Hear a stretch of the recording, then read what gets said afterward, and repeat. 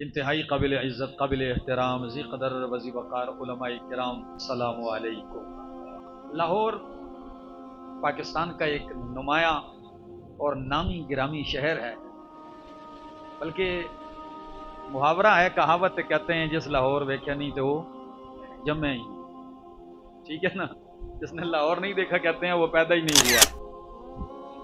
تو دوستو، اس شہر میں آپ نے بڑے ذائقے چکھے ہوں گے، کھانے کے، پینے کے، رنگ رنگ کے ذائقے اور رنگینیاں دیکھی ہوں۔ میں لاہور والوں کو ایک اور ذائقہ بتلانے لگا ہوں، اور وہ ذائقہ ہے، وہ لذت ہے ایمان کی لذت۔ کون سی لذت؟ ایمان کی لذت اور ذائقہ۔ آپ کہیں گے کیسے لفظ استعمال کیے؟ میں انشاءاللہ العزیز جو لفظ استعمال کروں گا حدیث سے نکال کے دکھاؤں گا۔ لذت ایمان کیسے ہوگی محسوس؟ آئیے آج یہ پڑھاتا ہوں اور یہ بیان کرتا ہوں، اس کے بعد آپ اپنے اپنے دل میں جھانک کے دیکھیے کہ آپ کو ایمان کی لذت محسوس ہوئی ہے یا نہیں ہوئی۔ اور ہونے کے لیے کہ ایمان کی لذت بندہ چکھ لے، اس کا نسخہ اللہ کے پاک پیغمبر صلی اللہ علیہ وسلم نے بتایا ہے۔ فرمایا تین چیزیں ہیں، تین باتیں ہیں، من وجد بہن، جو ان تینوں کو پالے، پیدا کر لے اپنے اندر، تو وجد بہن حلاوت الایمان، وہ ان تین چیزوں سے ایمان کی لذت اور ذائقہ چکھ لے گا۔ کتنی چیزیں ہیں؟ یاد رکھنا، پہلی چیز ان یکون اللہ ورسولہ احب الیہ مما سواہما، پہلی بات ایمان کی لذت کے لیے شرط کہ اللہ اور اللہ کا رسول تمہیں اللہ اور اس کے رسول کے علاوہ ہر چیز سے زیادہ محبوب ہو جائے۔ جب اللہ اور اللہ کا رسول تمہیں اللہ اور رسول کے علاوہ ہر چیز سے زیادہ محبوب ہو جائے گا تو تمہیں ایمان کی لذت اور ذائقہ اور حلاوت محسوس ہونے لگے گی۔ محدثین اپنے اپنے انداز سے بحث کرتے ہیں کہ یہ حلاوت ایمان آیا حسی ہے، مانوی ہے، روحانی ہے یا حقیقی ہے؟ کون سی لذت ہے؟ کچھ مفسرین فرماتے ہیں کہ لذت ایمان کا مطلب یہ ہے کہ ایمان کے تقاضے پورے کرنا اس کے لیے آسان اور خوشگوار ہو جاتے ہیں۔ ایمان کے مقتضا پہ عمل آسان اور محبوب ہو جاتا ہے، تو سمجھو کہ ایمان کی لذت اس کو محسوس ہو گئی ہے۔ اور بعض علماء کہتے ہیں ٹھیک ہے کہ ایمان کی یہ لذت مانوی بھی ہے، لیکن حدیث میں مانوی اور حقیقی، ظاہری اور باطنی کا فرق نہیں کیا گیا، لہذا وہ اسے عام کہتے ہیں۔ وہ کہتے ہیں یہ عام ہے۔ کیسے عام ہے؟ اب سنیے گا۔ فرماتے ہیں لذت سے مراد ظاہری بھی ہے، اللہ کے لیے کوئی مشکل نہیں ہے کہ وہ آپ کو اس کی حقیقی اور ظاہری لذت بھی عطا کر دے، کوئی مشکل نہیں۔ فرمایا اللہ اور اس کا رسول تمہیں اللہ اور رسول کے سوا ہر چیز سے زیادہ محبوب ہو جائے۔ مغل پورہ والو غور کرنا، اللہ تمہیں محبوب ہو جائے۔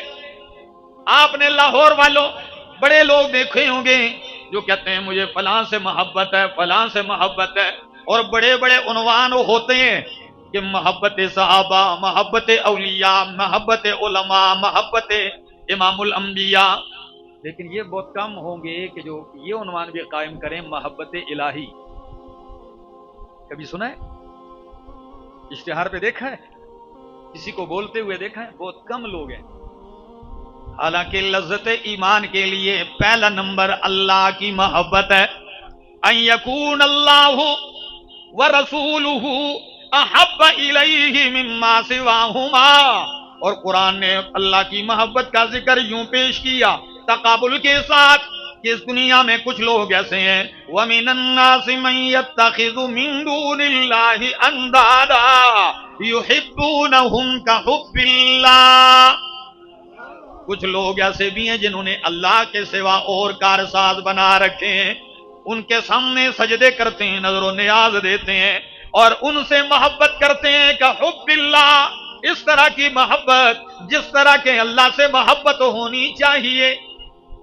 یہ کافروں کا شیوا ہے کہ وہ اللہ کے علاوہ اوروں سے اس طرح محبت کرتے ہیں جو محبت صرف کس سے ہونی چاہیے؟ اللہ سے. اور اس کے مقابلے میں جو مومن ہے قرآن کہتا ہے والذین آمنوا اشد حبا للہ، جو مومن ہیں ایمان والے ہیں وہ اللہ کی محبت میں بڑے سخت ہیں، وہ اللہ سے محبت کرتے ہیں. وجہ یہ ہے لوگوں نے اللہ کو پہچانا ہی نہیں ہے، اللہ کو پہچانا ہی نہیں ہے، تو بندہ پہچان نہ ہو تو محبت کیسے کرے گا؟ اور قرآن آیا ہے تمہیں رب کی پہچان کروانے کے لیے.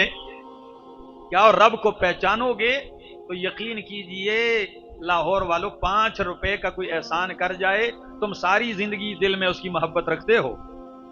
تو جس ذات نے تمہیں ہر چیز سے نوازا، تمہارے اندر روح اس کی پڑی، جسم اس کا دیا ہوا ہے، زندگی اس کی دی ہوئی ہے، ہر لمحہ بے انتہا نعمتیں دے رہا ہے، تو سچ بتاؤ اگر اس کا انسان کو استحضار ہو جائے یقین تو آٹومیٹک اللہ کی محبت دل میں کیا ہو جاتی ہے؟ پیدا ہو جاتی ہے. فرمایا اور دوسرے نمبر پہ اللہ کے رسول کی محبت، جو نبی علیہ السلام کی محبت ہے یہ دل میں ہونی چاہیے، کیونکہ جب یہ محبت پیدا ہوگی تمہیں ایمان کی لذت آنے لگے گی. اور قرآن کہتا بھی ہے کہ اللہ کے رسول سے محبت ہو، کیسی ہو، کتنی ہو، یہ میرے سامنے اللہ کا قرآن ہے. اور سورت کا نام سورت توبہ ہے، اور سورت توبہ کی آیت نمبر 24 ہے. قرآن کہتا ہے قُلْ إِن كَانَ آبَاؤُكُمْ وَأَبْنَاؤُكُمْ، میرا پیغمبر اعلان کر دیجئے، مغل پورا والوں گنتے جائیے، انگلی پہ گنتے جائیے. ان کان آباؤکم، اگر تمہارے آبا و اجداد، و ابناؤکم، اور تمہاری اولاد تمہارے بیٹے، و اخوانکم، اور تمہارے بھائی، و ازواجکم، اور تمہاری بیویاں، و عشیرتکم، اور تمہارا کنبہ قبیلہ برادری، و اموال اقترفتموها، اور تمہارے وہ مال جو تم نے جمع کیے ہیں، کمائے ہیں، اکٹھے کیے ہیں، وَتِجَارَةٌ تَخْشَوْنَ كَسَادَهَا، اور تمہاری وہ تجارت و معیشت و بزنس جس کے ماد پڑ جانے سے، ٹھپ ہو جانے سے ڈرتے ہو، وَمَسَاكِنُ تَرْضَوْنَهَا، اور تمہارے وہ مکانات، وہ کوٹھیاں اور بنگلے جو تمہیں بڑے پسند ہیں. یہ ساری چیزیں احب الیکم، 8 چیزیں گنوائی ہیں. فرمایا اگر یہ تمہیں زیادہ محبوب ہیں اللہ سے، ورسولہ، اور اللہ کے رسول سے یہ 8 چیزیں زیادہ محبوب ہیں، وجہاد فی سبیلہ، اور اللہ کی راہ میں جہاد سے زیادہ محبوب ہیں، تو پھر رب کی رحمت کی آس پہ نہ رہو. فتربصوا حتی یأتی اللہ بامرہ، پھر رحمت نہیں رب کے عذاب کا انتظار کرو. تو اللہ کی محبت مال، اولاد، جائیداد، جاگیر، رشتے ناتے، کاروبار، اولاد، بیوی، بچے سب سے زیادہ ہو. آئیے اب حدیث کی طرف بڑھنے لگا ہوں. انشاءاللہ آپ کو میں مثالیں دوں گا تو ایمان تازہ ہو جائے گا. نبی علیہ السلام نے فرمایا لا یؤمن احدکم حتی اکون احب الیہ من والدہ وولدہ والناس اجمعین، تم میں سے کوئی ایک اس وقت تک مومن نہیں ہو سکتا جب تک کہ میں اسے محبوب نہ ہو جاؤں. حتی اکون احب الیہ من والدہ، اس کے والد سے، والدین سے، اولاد سے، والناس اجمعین، تمام لوگوں سے زیادہ. یہ بخاری کی حدیث ہے. اور اسی بخاری کی حدیث کا دوسرا حوالہ سنتے جائیے. حضرت عمر رضی اللہ تعالیٰ عنہ، حضرت ابو ہریرہ فرماتے ہیں چل رہے ہیں، قربان جاؤں راستے پر ہیں، نبی علیہ السلام نے فاروق اعظم کا ہاتھ تھاما ہوا ہے. دیکھیے کوئی بڑا عالم ہو، کوئی بڑا پرہیزگار ہو تو آدمی کی چاہت ہوتی ہے اس سے مصافحہ کر لوں، ہاتھ ملا لوں. اور یہاں کائنات کے امام ہیں، وہ عمر رضی اللہ عنہ کا ہاتھ تھامے ہوئے جا رہے ہیں، تو عمر کیا محسوس کرتے ہوں گے؟ اللہ اکبر. تو اس لذت اور مٹھاس کو اتنا محسوس کیا کہ رہا نہیں گیا، فوراً کہنے لگے یا رسول اللہ صلی اللہ علیہ وسلم لأنت احب الی من کل شیء الا نفسی، لأنت احب الی، البتہ میرے پاک پیغمبر آپ مجھے زیادہ محبوب ہیں، من کل شیء الا نفسی، میری جان کے علاوہ ہر چیز سے زیادہ. لاہور والوں مشکل ہو گئی حدیث تھوڑی سی. انشاءاللہ میں حل کروں گا، مزہ آئے گا. فرمایا آپ میری جان کے علاوہ ہر چیز سے زیادہ مجھے محبوب ہیں. نبی علیہ السلام نے دیکھا کہ عمر زبانی جمع خرچ والے لوگ تو ہیں نہیں، اللہ کی قسم سچے تھے، ورنہ ہمارے دن بھر کے دعوے کوئی ملتا کہتا جی میں نوکر تابع دار، جیسے ہی پیٹ پیچھے دباؤ. یہ حال ہے ہماری زبانوں کا، کیا سچائی ہے. لیکن فاروق اعظم نے سچ کہا، فرمایا میری جان کے سوا آپ مجھے ہر چیز سے زیادہ محبوب ہیں. تو محبوب کائنات نے فوراً اصلاح کرتے ہوئے فرمایا واللہ لا اے عمر نہیں والذی نفسی بیدہ، قسم اس ذات کی جس کے قبضہ قدرت میں محمد کی جان ہے، اس وقت تک بات نہیں بنے گی حتی اکون احب الیک من نفسک، جب تک کہ میں تجھے تیری ذات اور جان سے زیادہ محبوب نہ ہو جاؤں بات نہیں بنے گی. دیر نہیں کی فاروق اعظم نے فوراً اگلا جملہ کہا، فرمایا الآن انت احب الی من نفسی، الآن انت احب الی من نفسی. اب میرے پاک پیغمبر آپ مجھے میری جان سے بھی زیادہ محبوب ہیں. نبی علیہ السلام نے فرمایا الآن یا عمر، کیا کہا؟ الآن یا عمر. اب یہ الآن کا معنی عام لوگ کرتے ہی نہیں، خطیب صرف یہ کہتے ہیں عمر اب کیا ہے، یہ نہیں کہتے آگے. امام حافظ ابن حجر اسقلانی رحمہ اللہ بخاری کی شرح فتح الباری کے اندر اس حدیث کے نیچے معنی کرتے ہیں اور کمال کا معنی کرتے ہیں. جب فاروق اعظم نے کہا الآن انت احب الی من نفسی، تو نبی علیہ السلام نے فرمایا الآن یا عمر، اے الآن عرفت فنطقت بما یجب، الآن اے الآن عرفت، اب آپ پہچان گئے ہیں، فنطقت بما یجب، تو آپ نے اس پہ لب کشائی کی اور اظہار کر دیا جس کا آپ پر اظہار واجب تھا، آپ نے اظہار کر دیا. تو امام کائنات کی محبت ہر چیز سے زیادہ ہو. اب میں مثال دینے لگا ہوں، قرآن نے یہ آیت پیش کی، اس کا عملی نمونہ دیکھنا ہے تو صحابہ کرام کو دیکھیے، کیا مرد ہیں، کیا عورتیں ہیں، کیا بچے، کیا بوڑھے اور جوان، یقین کیجئے انہوں نے جان مال اولاد جائیداد جاگی وطن چمن امن سب کچھ قربان کر کے دکھایا ہے. کہاں سے لاؤں صدیق اکبر جیسی محبت. ہجرت کی رات ہے، آپ چلتے ہیں. حافظ ابن کثیر اپنی کتاب البدایہ والنہایہ میں لکھتے ہیں جب آپ چل رہے ہیں صدیق اکبر ہجرت کی رات کبھی آگے چلتے ہیں، کبھی آپ کے پیچھے، کبھی دائیں کبھی بائیں ہو جاتے ہیں. نبی علیہ السلام دیکھ کے کہتے ہیں مالک یا ابا بکر، او ابو بکر صدیق آپ کو کیا ہو گیا، آپ ایک طرف کیوں نہیں چلتے، کبھی دائیں بائیں آگے پیچھے. سجل در باندھ شعر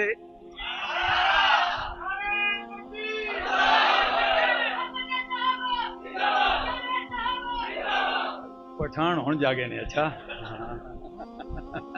پٹھان بروز نے چٹان ہیں اس راوی اکشوائے.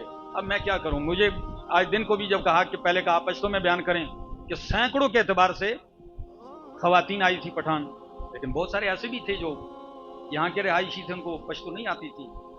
تو میں نے کہا مجھے تو بڑی مشکل پیدا ہو گئی ہے، چلو کچھ ایسا کر کے آپ کے لیے کوئی کھچڑی سالن بناتا ہوں، سالن اردو کا ہوگا اور تڑکا اس کو پشتوں کا لگا دیں گے، ٹھیک ہے نا، یا اس کے برعکس کر دیں گے. تو بہرحال میری باتیں سمجھ میں سب کو آ رہی ہیں نا. او بھائی یہاں کے پٹھان بھی پنجابی سارے بولتے ہیں، ایسی بات نہیں ہے، ٹھیک ہے نا. لیکن کیا کیا جائے جی. اچھا ستاسو وقت دے ہو کہ زمان سے وقت دے، توجہ کیجئے. تو صدیق اکبر آگے پیچھے دائیں بائیں پھر رہے ہیں، سفر جاری ہے. فرمایا مالک یا ابا بکر، ابو بکر یہ اضطراب کیا ہے، یہ پریشانی کیا ہے. فرمایا اللہ کے محبوب پریشانی یہ ہے جب خطرہ دشمن کا آگے سے محسوس ہونے لگتا ہے تو میں آگے چلتا ہوں، اور خطرہ اگر پیچھے محسوس ہونے لگتا ہے تو میں آپ کی پیٹھ پہ آ جاتا ہوں پیچھے، اور دائیں طرف ہوتا ہے تو دائیں اور بائیں طرف خطرہ ہوتا ہے تو بائیں طرف ہو جاتا ہوں. یہ گمتا اس لیے ہوں کہ میں قربان ہو جاؤں اور آپ محفوظ رہیں. یقین وہ تو ایسے لوگ تھے، وہ کہتے تھے جو جان مانگو تو جان دیں گے، جو جان مانگو تو جان دیں گے، جو مال مانگو تو مال دیں گے، مگر یہ ہم سے نہ ہو سکے گا، محمد کا جاہو جلال دیں گے. ہاں وہ ہر قسم کی قربانی دے رہے ہیں۔ صدیق اکبر کی محبت کا یہ منظر تو آپ نے دیکھا، لیکن اس رات نکلنے سے پہلے اگر میں علی المرتضیٰ کی محبت کا منظر نہ بیان کروں تو انصاف نہیں ہوگا۔ دشمن نے محاصرہ کیا ہوا ہے بیت رسول کا، ہر طرف سے تلواریں نیاموں کے باہر ہیں، اور کہہ رہے ہیں آج نہیں بچیں گے، آج نہیں بچیں گے، بس آخری شپدا، آج ان کی آخری رات ہے، آج نہیں بچیں گے۔ نبی علیہ السلام بھی ان کی باتیں سن رہے ہیں۔ جبریل آ کے کہتے ہیں اللہ کے محبوب نکلیے، ہجرت کیجئے، مکہ چھوڑ کے مدینہ چلیے۔ نبی علیہ السلام نے فرمایا جبریل ساری طرفوں سے گھیرے میں ہیں، فرمایا رب گھیرے توڑے گا، آپ نکلیے۔ مفسرین محدثین سیرت نگار لکھتے ہیں نبی علیہ السلام نکلنے سے پہلے علی المرتضیٰ سے کہتے ہیں اے علی تو میرے بستر پہ آ جا، تو میرے بستر پہ آ جا، اور یہ میری دھاری دار چادر ہے، یہ اوڑھ کے سو جا، اور صبح ہو جائے تو ان مشرکین کی امانتیں میرے پاس ہیں، ان کی امانتیں جب موقع ملے ان کے سپرد کر دینا۔ اور فرمایا اے علی 3 دن گزرنے کے بعد جب موقع پا لے تو بھی میرے پیچھے مدینے آ جانا۔ مغل پورا والو انشاءاللہ میں جس ترتیب سے چل رہا ہوں آپ کو بہت فائدہ ہوگا۔ فرمایا میرے پیچھے چلے آنا۔ آپ سے پوچھتا ہوں لاہوریوں، جب نبی علیہ السلام نے فرمایا علی میرے بستر پہ سو جا، لیٹ جا، تو یہ بستر کوئی آرام کا تھا، بلکہ یوں سمجھ لو یہ تو بستر مرگ ہے، ہاں قتل گاہ سمجھ لو۔ لیکن محبت کی انتہا ہے، محبت ہو نا تو پھر ایسے ویسے نہیں کہتے، خدا کی قسم عملی تفسیر ہے آیت کی۔ صحابہ ایک لمحے کے لیے نہیں کہا اللہ کے رسول جب آپ نکلتے ہیں تو ہمیں بھی ساتھ لے چلیں، ایک لمحے کے لیے نہیں کہا کہ جی رات ہی گزارنی ہے تو ادھر نہ صحیح کہیں اور گزار لیں گے، جی یہ نہیں کہا مانتے میں بھی ساتھ لے کے نکل پڑتا ہوں بس کہیں رکھ دوں گا، ادھر مرنا ہے نہیں۔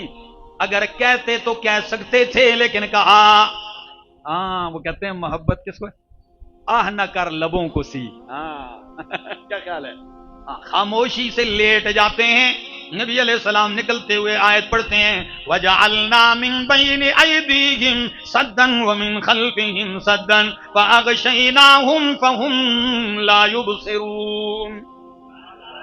چلتے جا رہے ہیں، غار صور پہنچتے ہیں، 3 راتیں گزارتے ہیں، چلتے ہیں، معبد کا خیمہ آتا ہے، سراقہ بن مالک کا واقعہ آتا ہے، میں تفصیل نہیں کرتا ہوں۔ چلتے چلتے قبا سے پہلے، کیونکہ 200 اونٹ انعام میں ہیں جو نبی علیہ السلام کو اور ان کے ساتھی ابو بکر کو گرفتار کرے گا یا قتل کرے گا، کتنا انعام ملے گا؟ اونٹ کتنے کا ہے مولانا عتیق الرحمان صاحب؟ کیا ویسے ہاں اگر 10 لاکھ کا لگا لو تو 100 کتنا بنتا ہے؟ کروڑ، اور 200 2 کروڑ روپے لگے۔ یہ میں نے بہت کم قیمت لگائی، 10 لاکھ۔ اللہ اتنی بڑی دولت مل رہی ہے، اتنا انعام لگایا سر کا۔ تو بریدہ اسلمی اس انعام کے چکر میں حصول کے لیے 80 آدمیوں کی ایک ٹیم لے کر جتھا لے کر محاصرہ کر لیتا ہے نبی علیہ السلام کا، بہت بڑی رقم ہے۔ جیسے محاصرہ ہوتا ہے یہ نبی علیہ السلام کے پاس آ گیا، پاس آتے ہی قربان جاؤں دلیر پیغمبر، شجاع پیغمبر، میرے شیخ شیخ القرآن مولانا محمد طیب طاہری کہتے ہیں، اکثر مجھے ساتھ ہوتے ہیں نا، کہتے ہیں ان خطیبوں کو سمجھایا کریں۔ میں نے کہا جی حضرت کیا کہتے ہیں؟ حسن بیان کرتے ہیں، اخلاق بیان کرتے ہیں، محبت بیان کرتے ہیں، اپنی ان تقریروں عنوانوں میں یہ عنوان بھی قائم کرے کہ میرا پیغمبر شجاع اور دلیر کتنا تھا، تاکہ آپ کے سننے والوں میں ایک دلیری پیدا ہو۔ یہ عنوان بھی اپنی سیرت میں رکھیں کہ ہمارے پاک پیغمبر دلیر پیغمبر ہے۔ قربان جاؤں آپ کی دلیری پر۔ غزوہ احد میں جب افراتفری مچتی ہے، دشمن اوپر سے ٹوٹ پڑتے ہیں، ہر طرف افراتفری ہے، اس وقت اکیلا میرا محمد میدان میں کھڑے ہو کے کیا کہتا ہے؟ تلوار لہراتے ہوئے کہتے ہیں انا النبی لا کذب انا ابن عبد المطلب، انا النبی لا کذب انا النبی لا کذب انا ابن عبد المطلب۔ میں نبی ہوں، جھوٹا نہیں ہوں، میں سچا نبی ہوں، اور دادا کا نام لے کے کہا میں عبد المطلب کا بیٹا ہوں۔ یہ عربوں اور پٹھانوں کا یہ مزاج ہے، جب کوئی بات ہوتی ہے نا میدان میں تو فوراً باپ دادے کا نام زم پلان کی زویما کنو دا سے ہوئی کنوئی۔ تو اتنے دلیر پیغمبر جو ہی محاصرہ کیا بریدہ اسلمی نے، تو نبی علیہ السلام کے پاس جیسے ہی آتا ہے تو نبی علیہ السلام پہل کر دیتے ہیں اور ایک دم کہتے ہیں من انتا و مسموکا و من این انتا، تو کون ہے، نام کیا ہے تیرا، کہاں سے آیا، تو کی رکھن سے راغلے۔ تو بریدہ کہنے لگا انا بریدہ، میرا نام کیا ہے، میں کبھی کبھی آپ کی فصاحت بلاغت گفتگو، یہ بھی انشاءاللہ کبھی مجھے موقع ملا تو میں صرف فصاحت مصطفیٰ پہ بولوں گا، عقل انسانی حیران رہ جاتی ہے۔ فوراً کہا آپ کا نام بریدہ ہے، وہ کہنے لگا ہاں میں بریدہ ہوں۔ تو نبی علیہ السلام نے کہا فبرد امرنا، جب تو بریدہ ہے تو بریدہ برودت سے ہے، اور برودت ٹھنڈک کو کہتے ہیں، اور میں پھر تو ہمارا معاملہ ٹھنڈا رہے گا، لڑائی نہیں ہوگی۔ بریدہ حیران ہو کے فرمایا چھوڑ، آگے بتا کس قبیلے کا ہے؟ وہ کہنے لگا اسلمی ہوں، قبیلہ بنو اسلم سے ہوں۔ تو نبی علیہ السلام نے مسکراتے ہوئے فرمایا جب تو بنو اسلم کا ہے فسلمنا، تو اسلم سلامتی سے ہے، فسلمنا پھر تو ہمیں سلامتی مل گئی تیرے شر سے۔ وہ بھی حیران ہے، فرمایا اسلم تو بہت بڑا قبیلہ ہے، اس کی کون سی شاخ میں ہو؟ اب یہاں میرے کو پٹھان دوست آئے تو میری پوری ہسٹری پوچھنے لگے، کس خاندان سے، کس خیل سے، تو میں نے ساری ان کو بتائی۔ تو نبی علیہ السلام نے فرمایا بنو اسلم کی کون سی شاخ سے ہو؟ نبی علیہ السلام کو بریدہ کہنے لگا بنو سہم سے ہوں۔ کون سے قبیلے سے؟ بنو سہم سے۔ جب بنو سہم کہا نبی علیہ السلام نے صدیق اکبر کی طرف مسکراتے ہوئے فرمایا صدیق خوش ہو جا، خراجہ سہموں کا صرف میں نہیں تیرا حصہ بھی نکل آیا، آپ کا حصہ بھی نکل آیا۔ بریدہ یہ عجائبات دیکھ کے کہنے لگا مجھے تو آپ نے حیرت میں ڈال دیا، یہ بتائیے آپ کون ہیں، اب آپ ہی تعارف کروائیں۔ نبی علیہ السلام نے فرمایا انا محمد الرسول اللہ، میں محمد الرسول اللہ ہوں۔ جب یہ جملے کہے بریدہ آیا تو اور نیت سے تھا، کہنے لگا ہاتھ آگے کیجئے۔ نبی علیہ السلام نے جیسے ہاتھ بڑھایا بریدہ کہنے لگا اشہد اللہ الہ الا اللہ و اشہد ان محمد الرسول اللہ۔ اللہ اکبر، کلمہ پڑھ کے مسلمان ہو گیا بریدہ۔ جو 80 آدمی تھے انہوں نے بھی کلمہ پڑھ لیا۔ اب جب 80 آدمی اوروں نے کلمہ پڑھا، خود نبی علیہ السلام 4 آدمیوں کے قافلے پر مشتمل، آپ کا قافلہ ہے تو 84 بندے ہو گئے۔ اب بریدہ پتہ کیا کہنے لگا؟ کہنے لگا جہاں آپ کی منزل ہے وہ قباء کی بستی قریب ہے، اب جائیں گے نا تو ویسے نہیں، پروٹوکول سے جائیں گے۔ نبی علیہ السلام کا وہ کیسے؟ فوراً اپنی پگڑی اتارتا ہے، نیزے پہ چڑھا دیتا ہے، کہتا ہے یہ جھنڈا ہے، اللہ اکبر، اٹھا لیتا ہے، کہتا ہے نبی علیہ السلام بھی خاموش ہیں کہ چلیے۔ میں نے اپنے انداز میں کہا واہ میرے مالک، شاعر کہتا ہے اکیلا ہی چلا تھا جانب منزل، راہ رو ملتے گئے کارواں بنتا گیا۔ ہاں ساتھی ملتے گئے، کارواں بنتا گیا۔ قباء میں جب آپ پہنچتے ہیں تو آپ ایک صحابی ہیں کلثوم بن حدم رضی اللہ تعالیٰ عنہ، ان کے ہاں آپ مہمان رہتے ہیں۔ یہ کلثوم بن حدم جو ہیں ان کے پاس آپ کی رہائش ہے، آپ نے مسجد قباء کی بنیاد ڈالی۔ کچھ دن گزرے، اب تیاری شروع ہے کہ امام بخاری کے نزدیک 14 دن، امام مسلم نے کچھ اوپر ذکر کیے، کچھ نے 8 دن ذکر کیے، آپ نے قباء کی بستی میں گزارے۔ اتنے میں ایک دن کسی نے آ کے فرمایا یا رسول اللہ صلی اللہ علیہ وسلم خوشخبری ہے۔ فرمایا کیا خوشخبری ہے؟ فرمایا علی بھی پہنچ آئے ہیں ہجرت کر کے، قباء میں ہی حضرت علی المرتضیٰ بھی آ گئے۔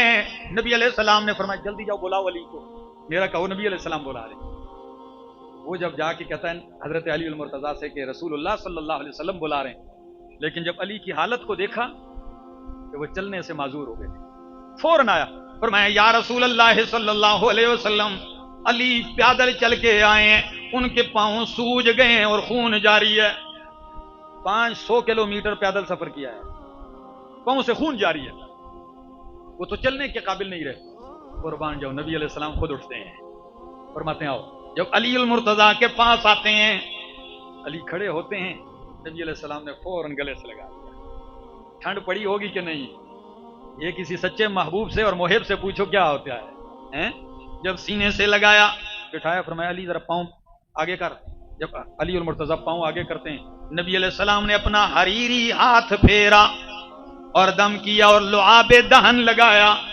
علی کہتے ہیں قربان جاؤں کیا معجزہ میرے پیغمبر کا، ہاتھ پھیرنے کی دیر تھی یوں لگا میرے پاؤں میں کبھی تکلیف ہوئی ہی نہیں، ہوئی تو درکنار. کہتے ہیں اس کے بعد موت تک کبھی میرے پاؤں میں تکلیف نہیں ہوئی.